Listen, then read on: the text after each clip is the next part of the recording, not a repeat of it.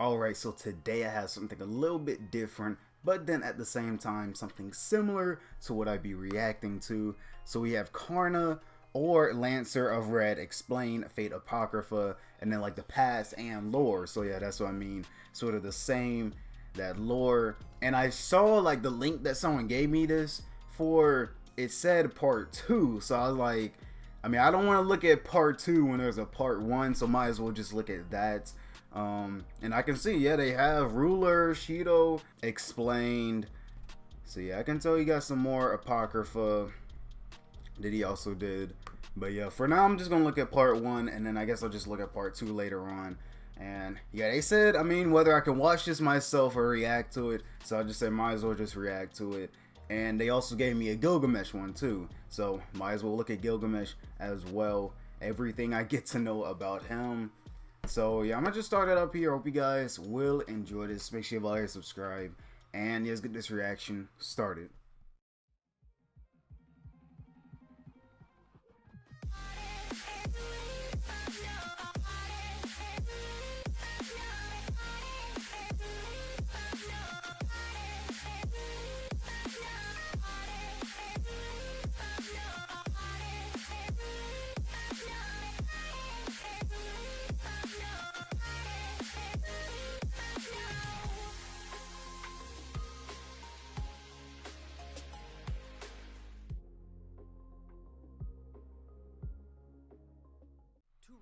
Two Okay, assassins, one berserker, one caster, a trap, and finally so here we 20 go. lasers. I'm surprised it took this long, actually.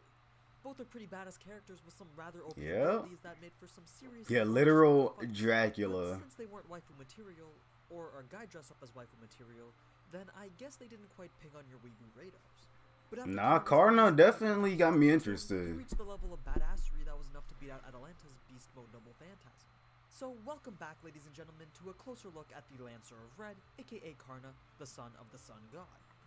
As always, let's begin by talking about the Lancer class in general, another one of the 3 knight classes representing the heroic spirit of the lance.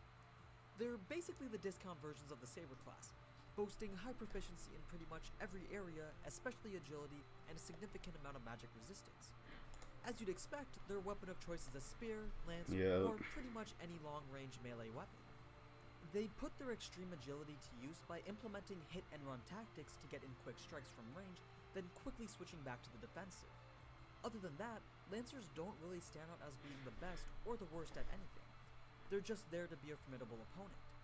Which might be why both Vlad and Karna managed to stay under the radar for so long in the polls.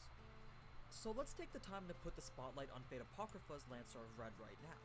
The god who has the literal ability Oh, to spawn a that sun, episode. yet still manages to summon Oh monsters to my. his.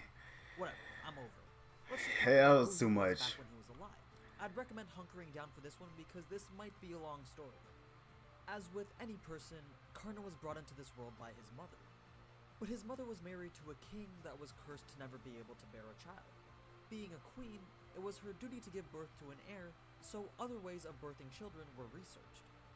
After a bit of time, a sage had given her the ability to have a child gifted to her if she asked.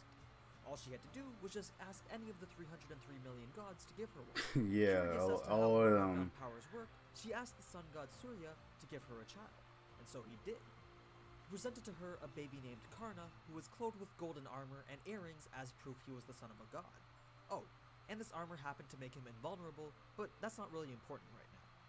The king didn't know of this ability yet, so her having this baby without his knowledge may not have been received very well. So what does any good mother in a legend do to a child when they don't want them?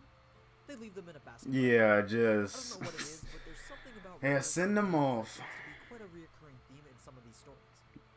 But anyway, it was because of this that Karna was raised by a different family of a much lower class.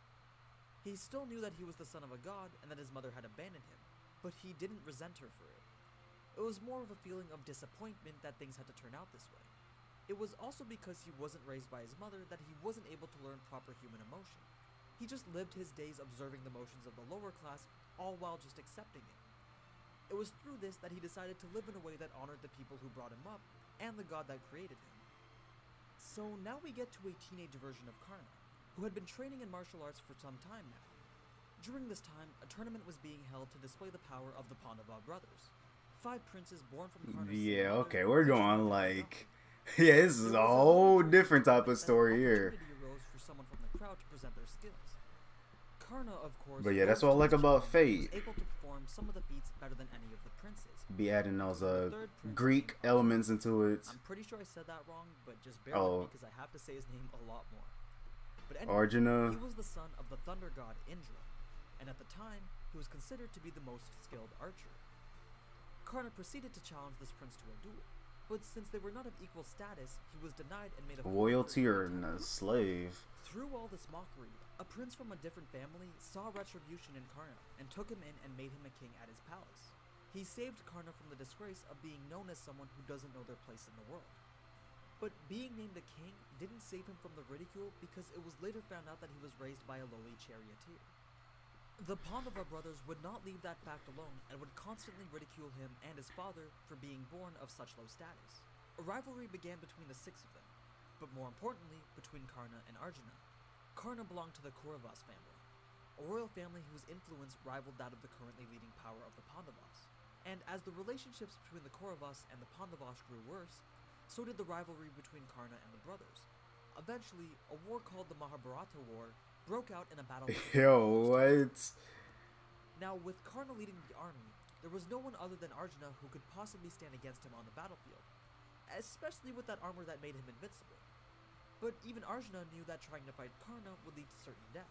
Hey, that's my boy. He already On knew. the side of the Pandavas witnessed many of the battles between the two armies. But she knew that no one would be able to stop Karna, so she came up with a plan to reveal Karna's royal lineage to him in hopes that he would switch sides. Karna did not decline the offer, but instead posed a question to his mother that questioned the timing of her revelation. He pretty much said that if she could accept the past without feeling any shame, then he would oblige.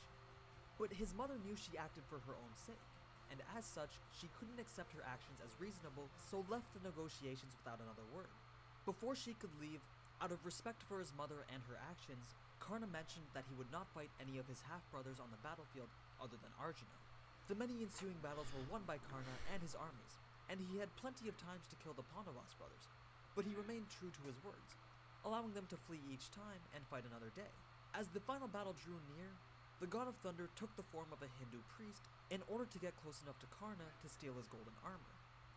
Now remember, this armor made him invincible, so losing the ability to not die is kind of shitty when you have to go fight a war the next day.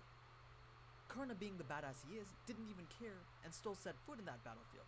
So not to I mean, that's just who he is. He does not care. He even went as far as to approach Indra and praise him for being a step ahead and a caring father to his son. Indra, out of admiration and respect for Karna, presented Karna with his spear, a gift that Arjuna wasn't even worthy of, and with that, he proceeded to his final battle with Arjuna. It was a grand battle fought with 2 chariots that was so intense that even the heavens opened up so that all the gods and deities could witness 2 of the greatest warriors. It was that. But during this, Karna's chariot became stuck in the mud due to a curse that he received as a child. It was that good. Karna requested a pause of the fight since it was proper war etiquette to fight fairly and on even terms. Arjuna was persuaded by Krishna, one of the supreme Hindu gods, to attack Karna while he was defenseless. Karna saw this coming and defended himself and retaliated with an attack of his own that left his opponent unconscious. But instead of killing Arjuna, which was against proper etiquette, he used that time to get his chariot wheel unstuck. As Arjuna recovered from his wounds, he drew his bow once more and decapitated the defenseless Karna. Okay. Karna didn't hate his half-brother for this, but instead accepted his death and moved on. Took him out. It was after this that he became known as the hero of generosity, for never bearing resentment to anyone and always helping those who were left. And there you go, hero Which is a cheer. good Okay. explanation for Karna's compassion in the later episodes of the series. It sure as hell shocked me when I heard Karna mention that he wanted to save his master. Definitely not something that you'd expect out of someone that's constantly being compared to Gilgamesh. But yeah, that's pretty much Karna's story. No, yeah, that makes sense. Yeah, getting compared to Gilgamesh. The parts where he got trained and cursed, and even the parts where he took on a worldwide military campaign and succeeded with conquering the world. But if I did, then I'd have to talk about a whole lot more than just Karna's main story. Yeah, because all this right here, I don't know. And then that would just be straying away from the purpose of the video. Now, I was going to cover his abilities and Noble Phantasms too in this episode, but I think I'll do that in the next one, which should be out really soon. I promise it won't be. Oh yeah, the abilities and all. I plan on releasing a lot of content before I have to go back to work. So yeah, I'll be seeing you guys again really soon. So until next time, ciao. Okay, and that is it for part one. Yeah, I remember part two talking about like abilities or whatever in the title. But yeah, like I said, those like Greek, Hindu elements, and then all the others that they be adding in. Yeah, I do like all of that. It's just yeah, you gotta be into that, like that Greek mythology and all. Like you gotta be into that. Simple things like Achilles, Achilles heel. Hey man, then this Hindu is like a whole different man. I mean, I get what's going on. Like, yeah, sort of like the story of what was going on there up until his death, and then turning him into that heroic spirit, and then seeing what he is now. And then the thing with Origin, I already knew that. I remember looking at like a Lost Belt lore video or something. Yeah, those two are like going against each other. So I remember that. And then that's when I first saw Karna there, I was like, hold up, I'm kind of interested. The design looked crazy. I like my for like abilities, like whether it's like an element like water, fire, lightning, and all. Fire has got to be my favorite. See, anyone with those abilities and they looking like Karna, hey man. And I know it's more like sunlight type of abilities, not like fire, but still. Yeah, I just love those type of abilities. And then looking at Karna's design and all. The way how he just shows no emotion. And still, hey man, still to this day, when he went against what was it, Sig? Oh my, no, it was just that one episode in general, like Kayron versus Achilles, then those two, Karna, Sig. It's like that was the best anime fight I've seen up to date. I still yet to see some, and I don't know because Demon Slayer, they had their fire episode 2 in season 2. I don't know. Yeah, besides all that, yeah, I'm look at part 2 later on. So hey, I guess I got me another Otaku Daikun. Possibly, who knows? Yeah, that Hindu stuff, yeah, that's a whole nother subject for another day. But at least I understand what was sort of going on, like yeah, how he died and all. But yeah, other than that though, that's pretty much about it for this one. Hope you guys did enjoy. Make sure you like and subscribe again. And yeah, I'll see you guys in the next one.